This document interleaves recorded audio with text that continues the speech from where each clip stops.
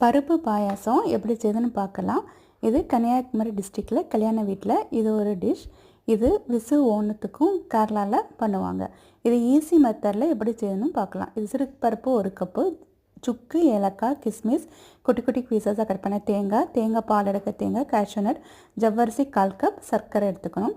First சிறுபருப்பை கொஞ்சம் ப்ரௌனாக வறுத்துட்டு அதில் ஜவ்வரிசியும் 3 கப் தண்ணியும் போட்டு ஒரு விசில் வச்சு எடுக்கணும். அது வந்ததுக்கப்புறம் அதில் சர்க்கரை போட்டுட்டு அதை நல்லா மிக்ஸ் பண்ணிவிட்டு நம்ம இதை கொஞ்சம் ஸ்டவ் ஆன் பண்ணி அது கொஞ்சம் குக் ஆகணும். குக் ஆகும்போது ஏலக்காவும் சுக்கு உப்பு 3ம் அதில் போட்டு அது கொஞ்சம் நல்லா பபிள்ஸ் வரும்போது தேங்காய் பாலும் விட்டுட்டு கொஞ்சம் கொதித்த உடனே ஸ்டவ்வை ஆஃப் பண்ணிடணும்.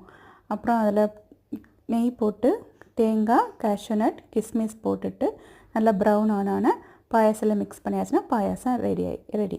தேங்க்யூ.